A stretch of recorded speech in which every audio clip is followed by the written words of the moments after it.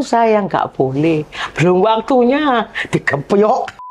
Kalau ada mimpi, maintain terus mimpi itu. Jangan begini, siapalah aku, mana bisa aku, nggak. Mimpi nggak milih orang, mimpi nggak milih siapa, mimpi nggak milih apa. Terus akhirnya malam itu, besok tayang kan di infotainment. Hargaku jadi 5 juta, tadinya 350. Kalau sampai ke Agnes Monica itu juga begitu ceritanya, Miss? Agnes tiba-tiba datang. Agnes dari kecil sih ya? Kecil, dan itu Agnes tuh humble banget ya. Aku belum pernah nemu orang kayak Agnes.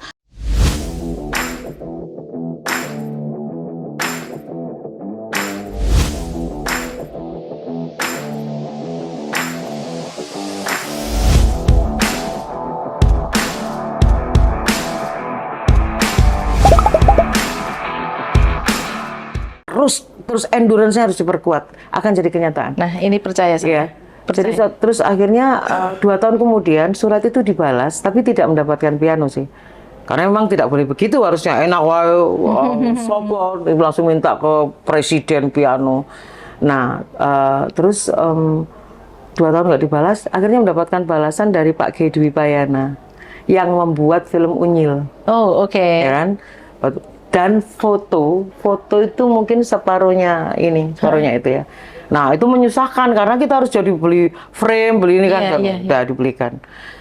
Dapat campur untuk nari karena San Remo. Iya. Udah, itu pasang fotonya, saya bilang gini, ingat banget, kamu akan nyari saya. Itu pas tangan saya di Mbak Tutut. Berarti itu tahun 1984. 84. Lawan saya gitu. 2001, nggak saya duga, saya ditelepon beliau. Putin atau Mbak Tutut? Mbak Tutut. Oh, kan saya tuh Mbak Tutut. Kamu akan nyari saya, gitu. Tolong bisa nggak Sekar latihan nyanyi di situ? Sekar, anak bungsu beliau. Oh, oke. Ini tolong. Udah, terus datang. Akhirnya latihan nyanyi. Dari situ kan bergerak terus. Akhirnya Ari Sigit, siapa Ari Sigit, siapa Soeharto. Dari situ kan ketemuan. Sampai suatu saat saya waktu itu di Bali nyanyi di Hotel Hilton ya. Terus tiba-tiba tuh yang semua harus menyingkir. Siapa dong? Yang datang namanya Pak Ponco Sutowo. El Nusa. Minyak ya, Raja Minyak ya. Punya hotel itu. Terus saya ngeliat, maksudnya gini, kan miskin ya kan. Jauh lah sama Ponco Sutowo. Oh, ini namanya Ponco Sutowo gitu ya. Itu tahun 94. 2003 tiba-tiba aku dipanggil sama dia ngajar saya nyanyi ya. Saya ngeliat, kemarin aku tuh termasuk yang mikir yang maksudnya disapu gitu. Iya. Ternyata dia yang minta diajar nyanyi. Aku ngajar dia Portrait of My Love. Terus setelah itu kita jadi berteman baik, orangnya humble sekali. Terus yang tak pelajari dari dia ya, konsistensi sama persistence. Jadi dia kalau latihan nyanyi, dia sambil latihan golf di rumahnya. Itu yang aku waktu itu nggak paham latihan nyanyi tapi juga golf. Terus sekarang aku mengerti. Gitu. Terus dengan santai misalnya gini, dia telepon dari Amerika. Berta, kamu tahu nggak aku lagi telepon lagi golf sama siapa? Sama siapa? Paul McCartney. Gitu.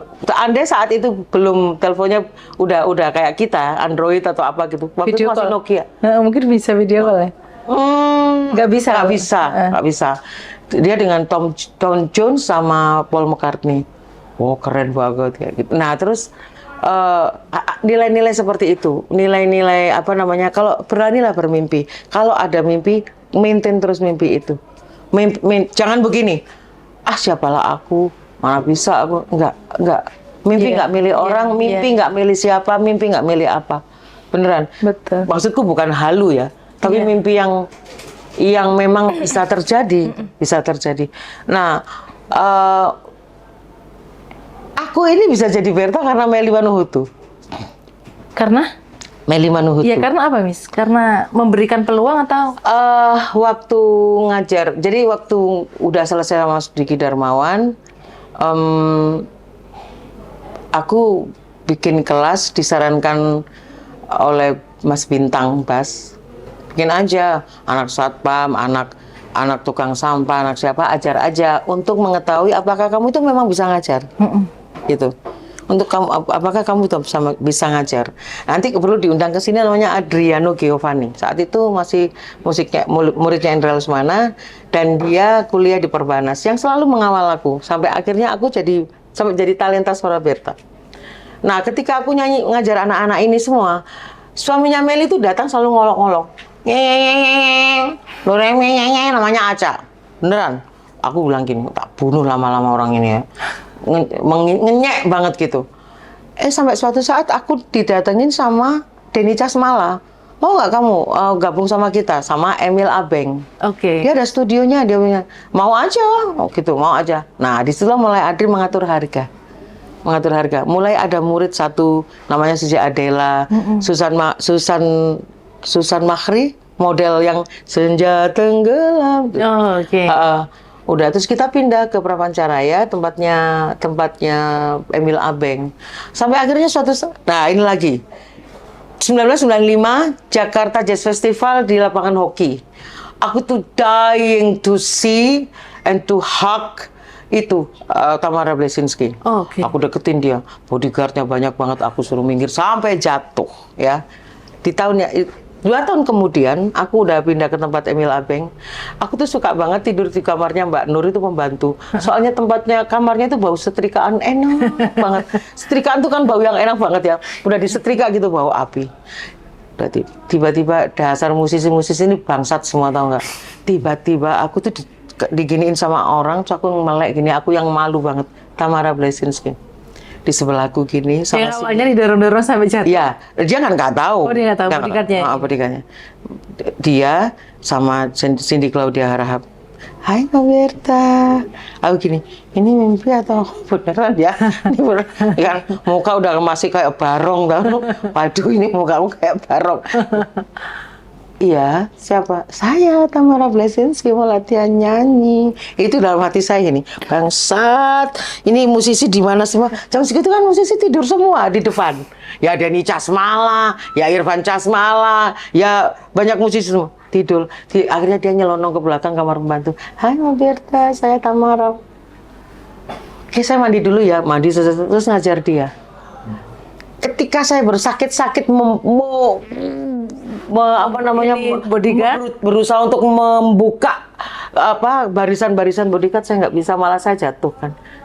Tapi ketika saya didatangin gitu. Jadi jangan khawatir kalau misalnya pintunya belum terbuka, ikhlas aja. Ntar juga pintunya terbuka. Itu terjadi berkali-kali.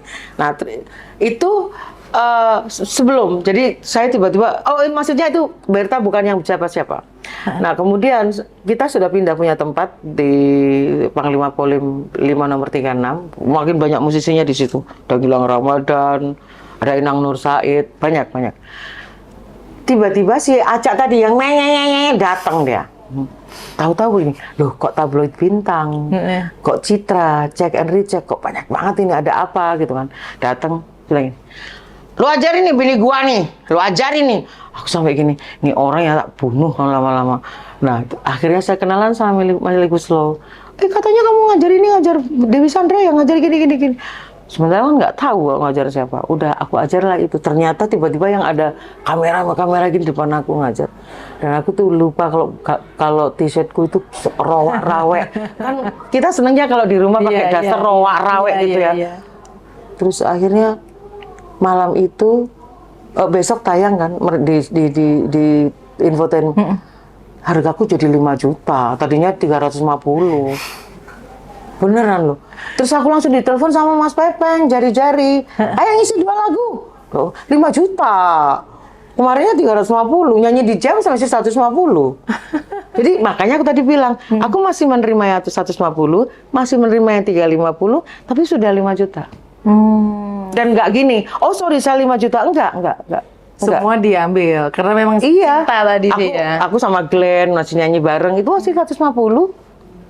Glenn 150, yang cuma Nusama 150. Sama. Gitu. Termasuk aku yang, hey, 5 juta ini, nggak mungkin lah. budgetnya cuma 1,5 juta. Iya betul. Kalau sampai ke Agnes Monica itu juga begitu ceritanya, Miss. Agnes tiba-tiba datang. Kalau Agnes dari kecil sih ya. Kecil, dan itu Agnes tuh humble banget ya. Aku belum pernah nemu orang kayak Agnes. Kerja kerasnya, wow. Beneran. Dia kalau latihan sehari itu kelas itu dikosongin untuk dia, soalnya sambil zaman itu kan belum daring ya, belum online, dia udah online sama sekolahnya. Itu terus apapun dikirim ke rumah. Temannya mau main ke rumah, ke tempat kita itu koreografi di situ. Terus nonton apa yang harus ditonton. Misalnya aku pengen nonton gini nih, menurutmu gimana? Terus orangnya begini. Ini untukmu ibu-ibu dari talent-talent kita ya. Mohon penjelasan saya ini dicermati. Agnes tuh nggak pernah mau yang gini. Kok nggak ada Berta? Nggak. Jadi aku belajar apa? Blues. Harus blues. 1 tahun dia dihajar blues, nggak pernah nanya itu gurunya siapa. Ini orangnya memang Agnes itu benar-benar extraordinary. Beneran.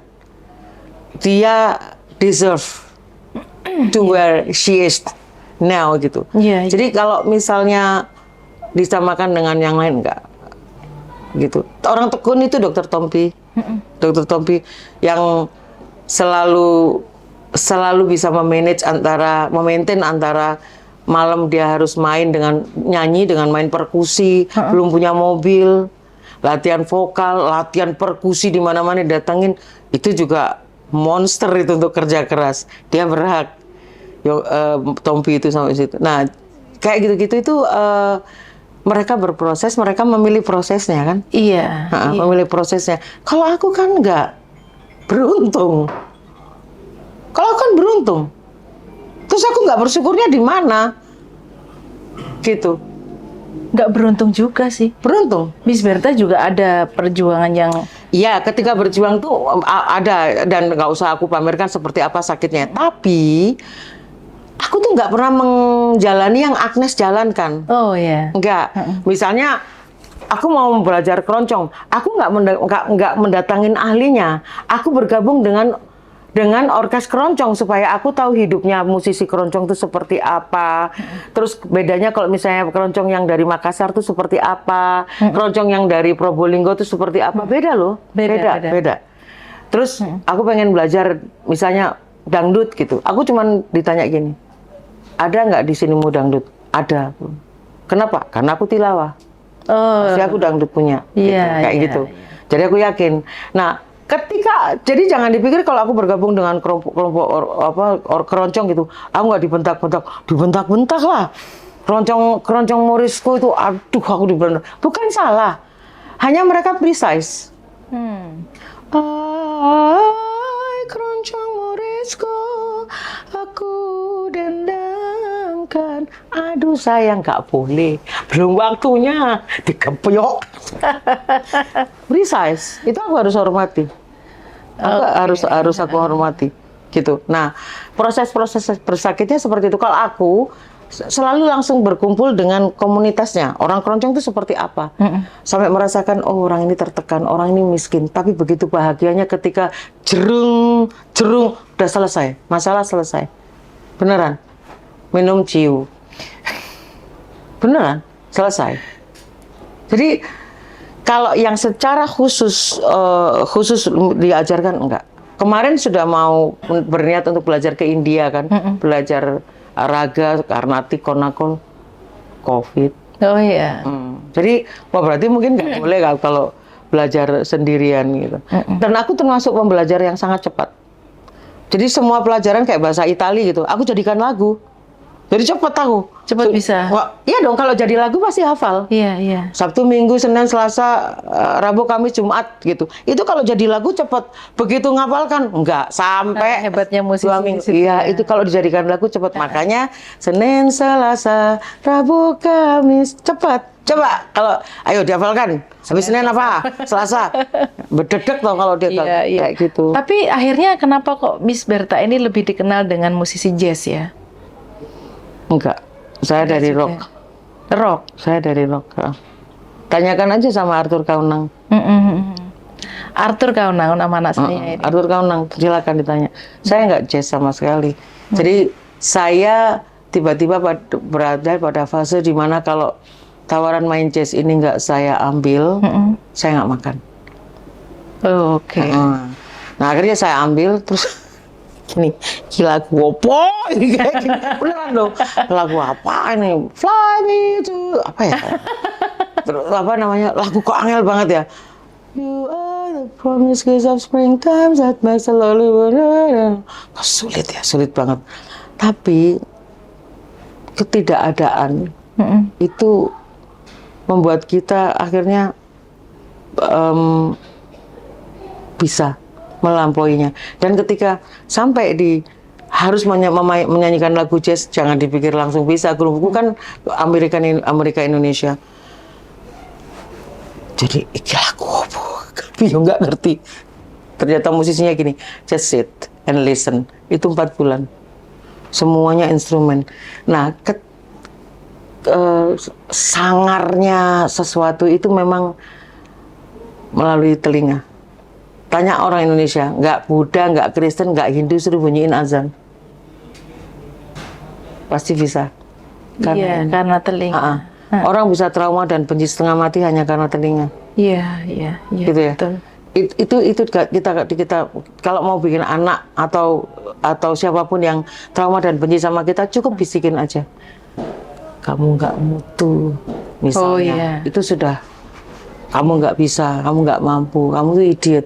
Bisa pelan loh padahal. Tapi itu bahayanya. Nah, di musik tadi itu kan masuk aku semua nih, masuk ke telingaku. Di bulan keempat baru aku ditanya, are you ready? Gitu. Ready apa? Aku ngertinya kan saksofon. Ngerti gimana? Zaman itu belum YouTube, belum Google gimana kita nyari liriknya. Udah kasih kaset segini tulisannya Irama Sabang. Nilai muter gimana, miskin nggak punya alat pemuter. Ikut lomba karaoke gimana dapat, langsung beli puter. Waduh, kok sulit ya ternyata jazz itu sulit. Akhirnya ketika saya siap nyanyi di Bali untuk jazz, saya harus ikut Jakarta Jazz Festival 1995. Nah, ketemulah sama Idang Rashidi. Nah, yang lagu diputarkan tadi itu dimainkan di Jakarta Jazz semua itu. Jadi saya langsung, oh ini. Jadi saya saat itu menjadi terbaik. Karena paling tahu lagunya. Iya. Karena paling tahu, maksudnya lagu-lagu yang paling sulit-sulit dimainkan, gitu loh. Itu ketika itu, wow, aku sudah bisa ternyata. Tapi ternyata begitu dimasukkan ke panggung, ya lolo. Ternyata tidak seperti itu jazz. Tidak. Jazz itu menerima apapun. Mau di-collab sama tilawah, mau di-collab sama Indian style, mau di-collab sama Latin, mau di-collab sama reggae. Dangdut nggak ada. Nggak bisa. Bukan nggak bisa, nggak ada. Di mana musik dangdut? Iya. Kalau dangdut ya sudah pakai Karnati, Konakol, Raga. Cina bisa, ya Jepang bisa. Jadi aku percaya Santana bilang, kalau kamu bermain di luar, maksudnya bukan jazz, kamu main di kolam renang. Tapi kalau kamu main jazz, kamu main di lautan.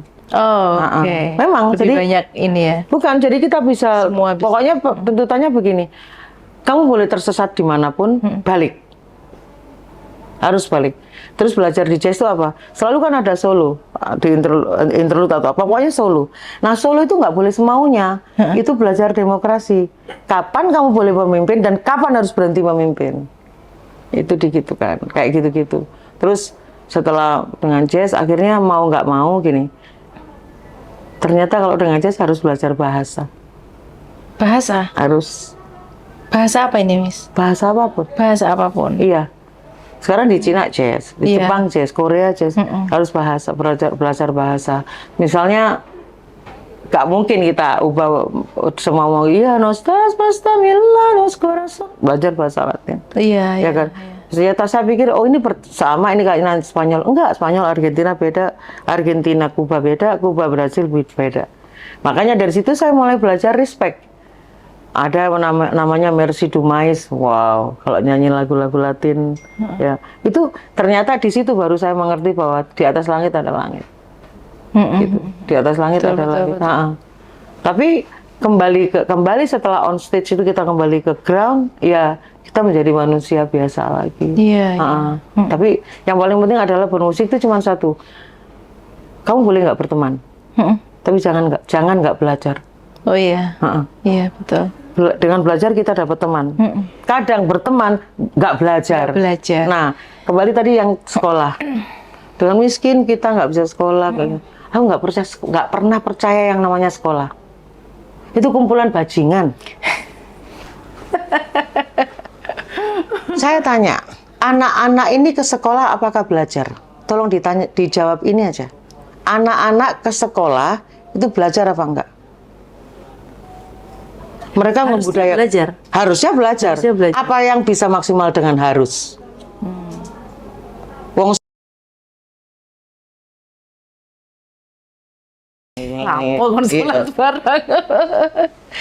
Betul. Iya kan?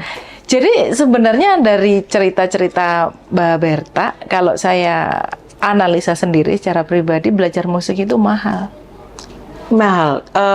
Mahal sebenarnya gini, bukan di uangnya, konsistensi, support dari orang tua. Nggak usah, konsistensi aja. Orang tua tinggal apa, mengingatkan kapan. Kalau anak itu memang masih anak-anak ya diingatkan belajar kapan gitu aja. Tapi kalau, dan beruntunglah kayak anak-anak sis ini semuanya tersupport. Ya, tersupport. Dan alhamdulillah mereka nurut sih, Miss. Mereka nurut anak-anak kita ini. Kok seneng punya anak nurut? Jadi disuruh belajar ya belajar. Jangan mau punya anak nurut. Bodoh anak nurut itu. Harusnya ngelawan. Harusnya belajar aku Bunda. Iya. Belajar. Tapi dengan mereka melawan tuh kita jadi tahu isi kepalanya apa. Kalau nurut aja belum tentu jujur loh. Iya. Nurut kan banyak. Ayo masuk kamar, belajar, turu. Udah, kalau punya anak itu standarnya buat aku ya, Gus Dur. Senakal Gus Dur itu asik. Gitu. Jadi saya analisa ya, kalau belajar musik itu mahal. Mbak Berta tahu kan, ini banyak teman-teman pekerja migran. Mereka ini nggak punya nasib yang sebaik nasib Mbak Berta. Mereka ini banyak yang bisa nyanyi, punya potensi untuk menjadi musisi mungkin dia, tapi mereka itu nggak punya uang untuk mengembangkan bakat. Aku juga nggak punya uang pada saat itu untuk mengembangkan bakat. Aku nggak punya. Aku harus terima bahwa yang aku bilang, badminton aja ditekunin, nari, remo yang pinter, batik, ya mau terima. Sampai kebetulan sekolah saya sampai 6 itu sebelahnya itu Yamaha, saya mesti ngintip-ngintip anak-anak yang latihan piano gitu, latihan piano itu dan itu mimpi itu saya tanam kuat di hidup saya sampai akhirnya lihat sendiri saya piano saya segambreng-gambreng. Iya. Padahal dulu jangankan beli, pengen les itu gak usah mahal gitu. Iya kan. Seperti apa rasanya kan. Nah terus melihat yang kayak tadi, pasti kan banyak yang punya talenta. Iya. Nah makanya di tahun 2018 itu saya sempat ngobrol sama Mas Hanif, sama staf susnya Mas Lukman namanya. Pak Hanif, Menteri Tenaga Kerja. Iya, Pak Mas Hanif. Yang sangat nyanyi kan, orangnya sangat nyanyi. Jadi pas lah punya menteri yang nyanyi.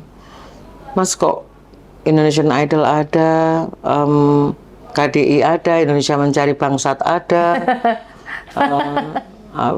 apa namanya, terus ayolah Indonesia Mencari Bangsat. Acara digelar sampai jam 5 pagi, ternyata paling pagi apa tahu nggak? Nenek-nenek mengangkat mobil pakai tali. Apa kira-kira kalau menang terus kerjanya tiap hari ngangkatin mobil, narikin mobil pakai tali? Kan biadab namanya itu. Ya kan? Nah.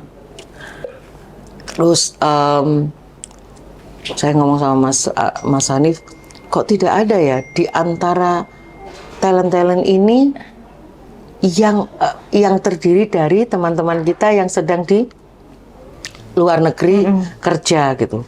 Terus Mas Hanif ini, iya, mungkin karena harus terbang, harus darat, harus apa. Memungkinkan nggak Mas kalau dibikinkan cara yang atau sistem perekrutan atau audisi yang online gitu. Saat itu belum masif ya, belum online. masif. Bisa dong, bisa. Nah, kita sudah langsung, wah gercep langsung. Tapi Mas Hanifnya nggak jadi lagi menteri. Nggak jadi menteri. 2019 kalau itu. Iya. Nggak jadi menteri. Terus akhirnya mimpi itu ngendap di saya. Kapan ya? Gimana ya caranya? Saat itu sudah disetujui namanya pahlawan devisa idol.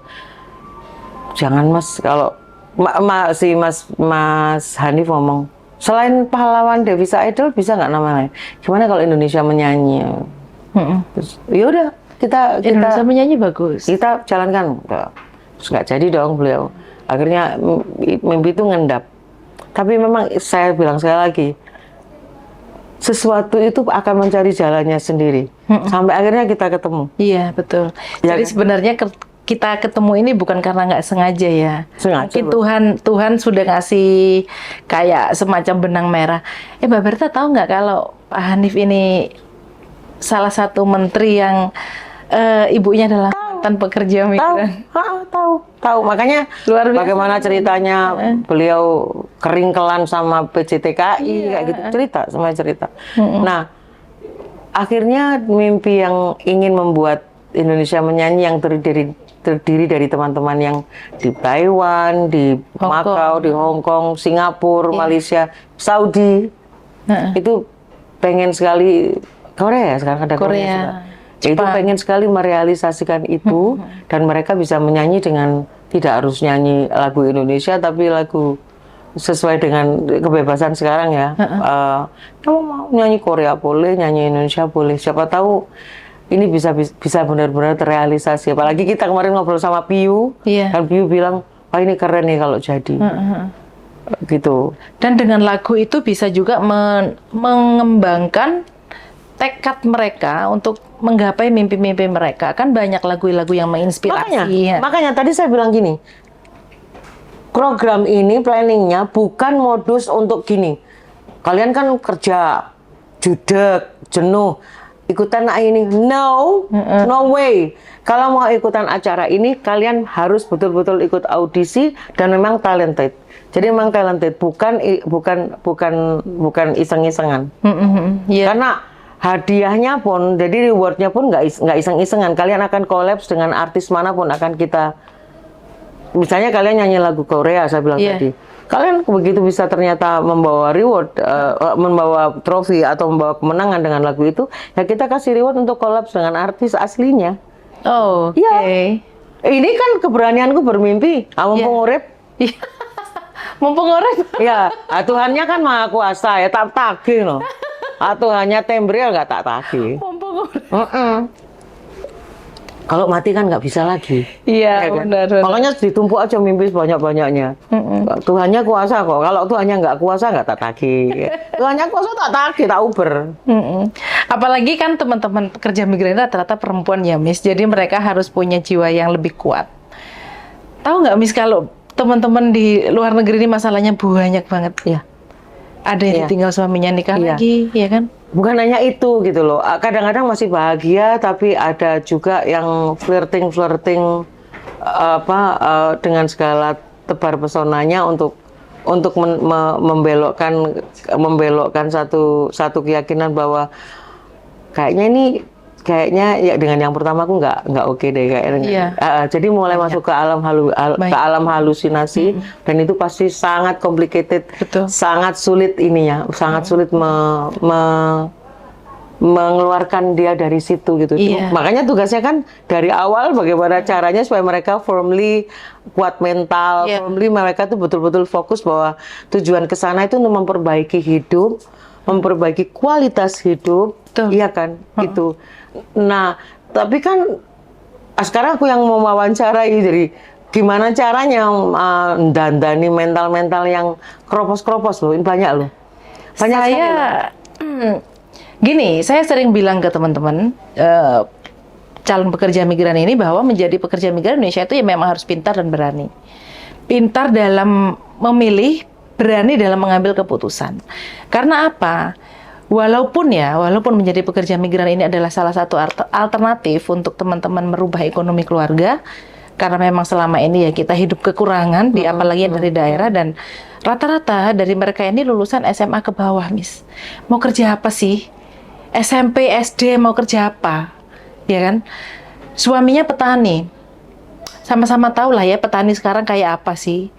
Hasil taninya murah, anak butuh sekolah. Sudah gitu mau dibelikan bibit, hasil dari panen tadi dibelikan bibit baru pun nggak cukup. Gimana punya uang lagi untuk menabung masa depan anak dan masa depan keluarganya. Akhirnya salah satu cara alternatif si istri tadi berangkat menjadi pekerja migran. Ini yang selalu saya sampaikan berulang-ulang, sampaikan berkali-kali, doweh wes. Yang penting tadi kata Mbak Berta, telinga itu memang benar-benar cara yang paling efektif untuk membuat mereka ingat kan. Akhirnya selalu saya kasih motivasi-motivasi, walaupun saya sendiri kadang-kadang juga nangis gitu ya. Mereka untuk selalu kembali ke rencana awal. Rencanamu di awal apa? Cari uang untuk keluarga, ya sudah. Itu saja. Jadi itu terus-terus yang saya sampaikan. Kalau sampai di contoh Taiwan ya, Taiwan itu negara yang paling bebas, bahasanya itu ada yang bojoku bojomu gitu ya. Kalau mereka nggak kuat iman dan nggak kuat imron, Miss, mereka itu ya sudah tergoda di sana, habis kontrak, habis duit. Nggak mungkin nggak modal dong begitu, karena di sana itu kan memang negara yang megapolitan. Jika mereka nggak siap ya shock culture tadi. Jadi itu yang saya lakukan setiap hari. Mau saya di online, di sosial media, mau ketemu langsung begini, saya selalu sampaikan harus pintar dan berani, harus niat, harus nekat dan mau tirakat. Agar si ekonomi keluarga tadi berubah gitu. Dan kita bisa berani akhirnya berani keluar dari zona kemiskinan mereka. Kalau kita nggak nekat-nekat, nggak niat-niat, dan nggak mau tirakat, kapan mau memutus rantai? Ini juga salahnya sekolah juga ya. Ngajarin macam-macam, nggak pernah ngajarin memanage uang. Iya. Goblok. Dan mental. Lulusannya goblok-goblok, nggak bisa ngurusin uang. Betul. Pak dapat jajanin habis. Beneran.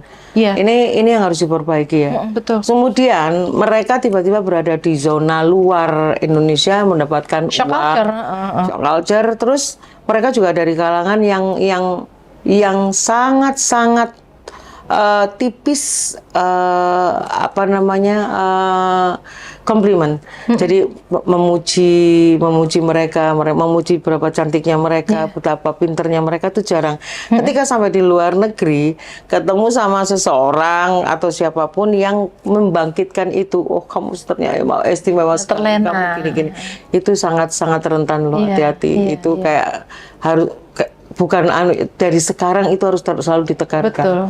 Harus selalu ditekankan kepada mereka bahwa sebenarnya gak ada yang tulus. Gak ada yang bisa menyelamatkan kamu selain kamu sendiri. Iya, betul. Itu betul. Makanya saya, Mas Prapto juga sering bilang bahwa tujuannya sekarang itu cari uang saja. Saya bahkan lebih ekstrim lagi, kalau kamu nggak punya uang, kamu nggak ada yang nganggep. Artinya kamu harus cari uang. Harus cari uang, harus punya uang. Banyak. Karena kalau kamu nggak punya uang, ketika nanti di daerahnya ada orang kondangan, dia cuma jadi tukang cuci piring, Miss. Tapi kalau dalam keadaan jatuh cinta, percayalah, nggak masuk itu. Nggak masuk. Karena orang jatuh cinta, tai kucing aja rasa coklat ya? Orang jatuh cinta itu, karena memang gini, kalau jatuh cinta otaknya ikut main, berarti dia nggak jatuh cinta. Iya. Nah, berarti otaknya lagi nggak main. Nah, ini yang susah untuk kita. Bahaya ya. Otaknya lagi nggak on kalau jatuh cinta. Kan semua serba yang mendekati, kalau misalnya nggak sejalan sama dia, intimidating, gitu. Apa-apa sepertinya kita berlawanan.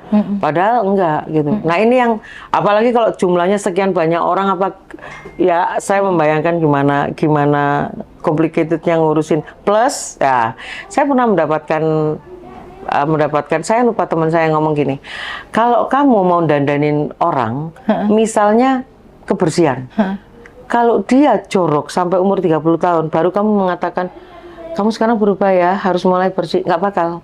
Kalau dia udah 30 tahun, dia akan seperti itu. Sama halnya dengan kalau kita nanti ngasih tahu, hati-hati ya, duitnya di-maintain ya, di-manage ya, gini-gini. Kalau udah 30 tahun, udah habit dengan dapat buang, ya susah sampai juga. kapanpun akan susah untuk mau dikasih tahu yang, kamu kalau nggak ada duit, nanti nggak ada yang menghargai. gitu. Iya, iya, iya. Oke, jadi dari sekian panjang perjalanannya seorang Berta, mulai dari yang mau les piano aja nggak mampu sampai sekarang punya banyak piano. Ada nggak pesan-pesan untuk teman-teman calon pekerja migran ini agar mereka itu juga mau fight dengan cara yang sama, berani bermimpi? Ya, teman-teman, pastinya adjustment untuk bisa mingle sama whatever you call it, bos, ya, yang notabene bukan orang Indonesia, tidak berbahasa Indonesia, tidak pernah menyentuh culture Indonesia, nguntal pun nggak nguntal makanan Indonesia.